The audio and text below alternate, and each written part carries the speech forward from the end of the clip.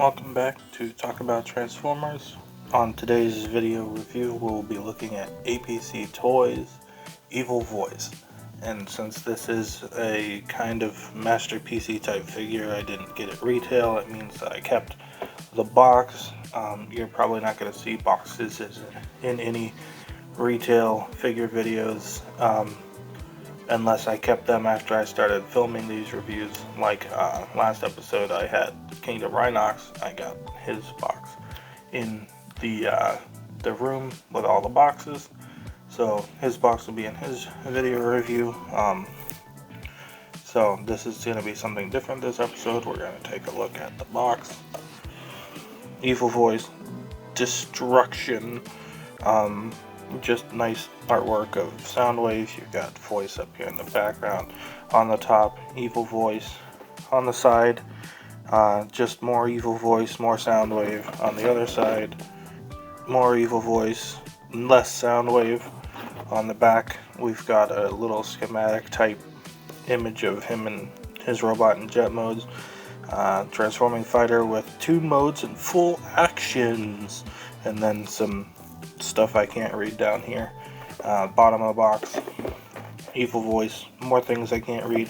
That's about it for the box. Set it off to the side and we'll take a look at Evil Voice here. I did add some faction symbols to his shoulders. I actually posted on a page on Facebook to see if anyone knew where they were going to be going, and I applied them earlier today. I like where they're at. I like the size they're at, and in jet mode they look alright. So we'll probe, not jet, not probe, drone mode. That's it. That's what I'm looking for. I'm going to leave that in. I don't really know how to edit stuff out too well, so I'm just going to leave that in for now. Anyway, here's Soundwave. As far as accessories go, he comes with 2 little tendril dews, and I just have them posed from the opening picture and stuff. 2 little tendrils. This hooks into his back so that you can plug them in, and then his final accessory is in his chest, and it is Laserbeak. So we'll go ahead and take him off of there, and we'll get him. This is what he looks like in his chest. You just fold these hinges forward, and then I just kind of line this black part up so that it's parallel or lined up with this, and then there you got a little Laserbeak drone that can fly around and shoot little lasers like you did in the show. And you can take him, and there's a port in each of Soundwave's hands, and this little triangular type peg, almost like the screwdriver you need to open up anything Nintendo makes. And you throw that on there, and then he can have his little minion. I'm going to slide these cords out to the side. Have his little minion there with him. Angle that a little better. There we go. Get him hunched. And there he is with Soundwave, or there he is with Laserbeak. Whichever way you want to spin it. I was talking about Laserbeak, so technically the first way is right. So we'll go ahead and get him put back into his chest configuration, basically like that, until you go to plug it in, and then you can kind of refine it. When you get it in, you can put it on in there how it's going to fit. Alrighty, well, I guess we'll just keep him up here. I love his head sculpt in this series.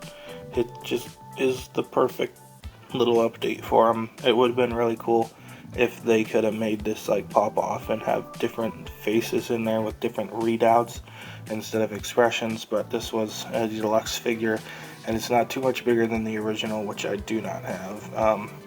All the detail that Laserbeak brings in is really well implemented. That's not pushed back all the way. All these little picked out lines, and then there's slight shading paint there, if you can see the difference. More purple pink lines picked out going down the body, in the shoulders, and Laserbeak's wings. all the way down his legs. Nice chicken leggy look, following the Bayverse films. He ended up getting the chicken leg look. On the back of the legs, you've got the nose of the jet, the upper part of it anyway. It doesn't look too bad. It's forgivable. It is a deluxe figure after all.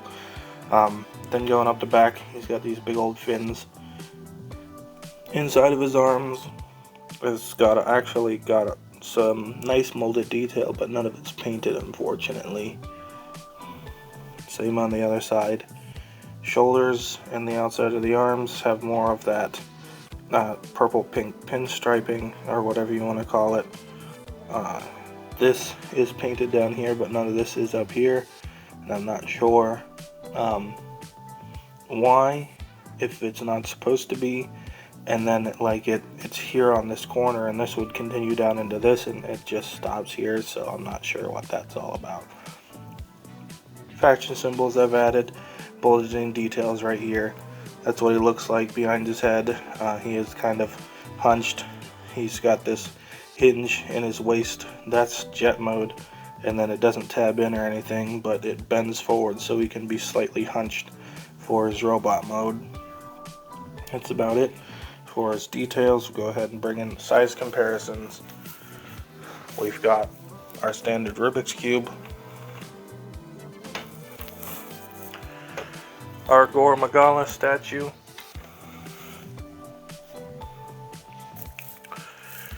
our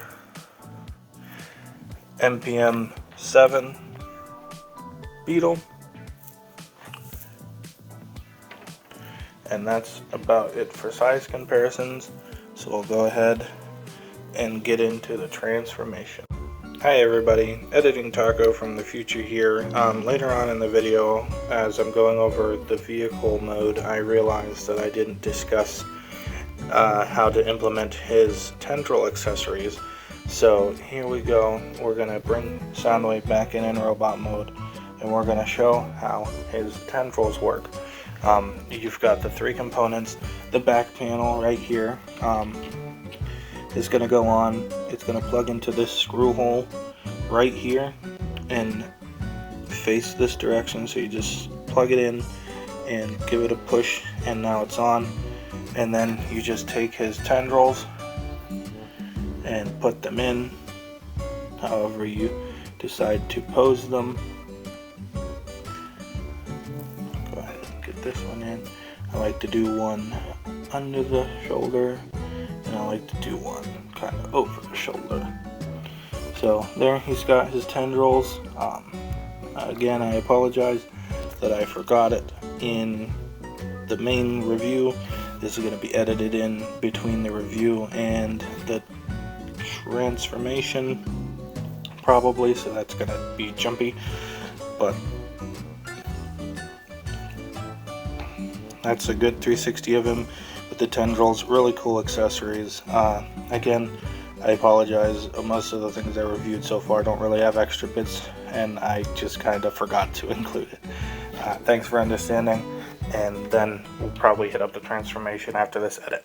Alrighty, to begin with him, Laserbeak just stays where he is the whole time. You don't have to move him. Just kind of get his head straightened here, because we're going to open this back panel, fold out his thruster, and then fold his head in, and it'll rest in there. And then you've got two circular pegs here and here, and they'll go into these grooves above these screws to snap that all in place. And then this can move up and down. You're just gonna kind of push it up until it rests in place. And then for his arm, we're gonna go ahead and straighten this out, and there will be a little notch right here and a peg on the underside, and you're just going to join those up like that. And then coming to the underside of the arm, we're just going to fold this, and the hole we pegged Laserbeak into is going to go around this peg here like so, and they just sit inside. And then we'll take his arm, and there's this straight edge right here, and we're just going to line the wing up with it for now. And then same thing on the other side. Pull his arm down, snap it in place, fold his hand up, snap it in place, fold his arm back, and just, I wouldn't say it snaps into place, but it does kind of tab into place. Now onto the legs. What we're going to do is fold his feet up, fold his feet up, fold the bottoms of the nose cone up as well for now, and then we're going to straighten his leg out. When he came packaged, these two black components in his hips were actually misassembled. This one was on this leg and this one was on this leg. And if you look here, you have this groove that lines up on his thigh, and on the back you have this kind of bubbled out feature that lines up. If yours don't look like that, then they are misassembled, and I had 2 copies of this because I ordered one for my sister-in-law because it's her favorite. Shout out to my sister-in-law Jess if she ever sees this. And then, so when you straighten his legs out, you're going to line this up with this groove here, and you're actually going, this little notch here actually flexes slightly, bows out if you will. So you've got the notch open, notch closed, and that's how you want it for jet mode. If these are misassembled, when you combine his legs together using the various pegs in his legs, this will, it's not lined up perfectly now, but it'll be bumped way up. Anyway, I'm going to go ahead and take his legs back apart for the time being, because what we want to do before we combine his legs is actually, rotate this flush. So it's up here, it thoops into place, so we're going to unthoop it, we're going to rotate it around until it lines up, and then we can peg everything together. There's a peg and a port, a slot and a port, tab and a slot. We'll get it all together, give it a good squeeze, and then we'll take his bird mouth of a cockpit nose cone section and we'll just push it flush. He has a little landing gear in here. You can fold it out, you can leave it in. Other than resting it on the table, I usually don't have it out, but I'm going to leave it out for now because I'm going to set him down. Then we come to his arms. These can be a little fiddly. You can pull them right out, but when you're putting them in, you want to kind of angle this up, this corner here, so that way it's not running into his body. So angle it up and then wiggle it into place like so. There we go, and it snaps in, but pulling it out, you just kind of wiggle it out. Then we'll flip him over and we will get his wing tabbed in. Same thing on the other side. Wiggle his arm out, spin him around, and you've got the tab on the wing. It's got a little groove and hook in it, but it doesn't really do much. You just tab it in. If you want to, on the underside, you can come up and just make sure it's pushed down. And then he doesn't have any rear landing gear, everything's in place. So there he is in his little drone mode. We'll get him set down and we'll take a look at his details and go into comparison. Alrighty, a lot of the details were seen in robot mode, all the pinstriping up here. Now you've got the nose cone together. It's very sleek on the top until you get about to right here, and then it gets kind of gappy, and there are those hip bulges I mentioned earlier. You've got some sort of venting on the part of his wings that become the shoulders. Everything lines up really nicely. Here out, there's a little bit of a gap here, but that's okay. Like I said, it was a deluxe figure, and Prime came out between the 07 film and Revenge of the Fallen, or maybe Revenge of the Fallen and Dark of the Moon, so somewhere between 2008, 2011 maybe. So it's not a bad figure, especially coming from then. It got little spikes. His fingers are just kind of hanging out under here. That one's really stretched out. Did I bend that? Maybe. The plastic's a little flexible. Maybe I'll hit that with a hair dryer. See if it'll bend back into place. Moving on back, lots of bumps and things back here from his torso. It doesn't transform a whole lot other than folding out to conceal his head. It's got his little thruster back here. Some really nice details right here on these wings that are inside his chest in robot mode, so they're just molded for this, almost like little vents or engines on the wings. Underside, he's got the robot lying down thing going on, but since his head's not visible and his chest looks so greebly anyway with all of the details in the back, it doesn't look too bad. And then his arms fold down, so like he's missing his arms. His legs are together. You can tell these are the hips, but the knees and stuff just kind of flow into each other. It doesn't look too bad at all.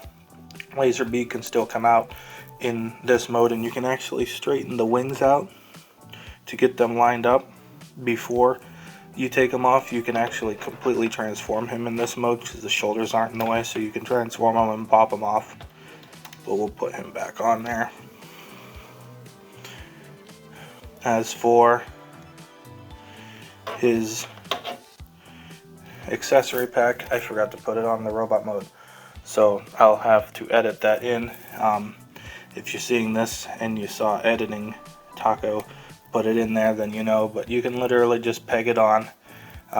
This is how it's pegged on in robot mode. It actually fits either way, as long as you do the fix with the hips, and then you can literally just plug his tendrils in here. Like I said, I have them set up for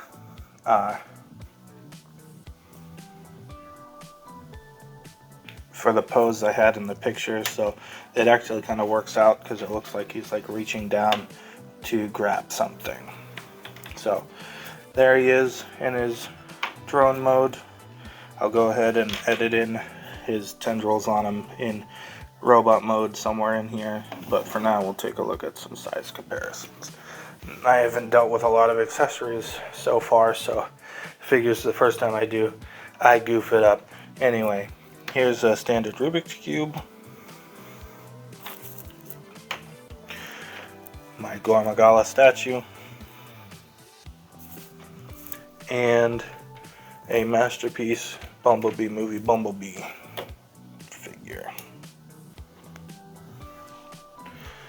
Alrighty, and that's about gonna wrap it up for APC Toys Evil Voice, aka Transformers Prime Soundwave. I was really excited when this figure was announced because I thought that the original version of the toy was really cool. I loved this character in the show, and I discovered it. My sister-in-law was about to buy one for 150 bucks, the original toy, on eBay or something like that. And this came out, and I told her, give me a couple of weeks. They're going to have the price by the end of August. And it ended up being $38.99, I think it was, on Shozi's store. I don't remember if it's still available. I don't think it's sold out yet, so go check it out if you want one for yourself. Not sponsored or anything, just that's where I got it. And so I saved her about 2/3 of the money she was going to spend. And it's a little bigger, got extra accessories. She was really happy with it. If she sees this, or if I show her beforehand, she'll probably want me to add con symbols to hers. Unfortunately, I'm out of that size. I just have small ones left because I bought a mini set to put on the front of my Black Apple Optimus Prime's grill, and then it ended up rubbing off anyway. So anyway, that's about it for this episode of Talk About Transformers, and I'll see you guys next time.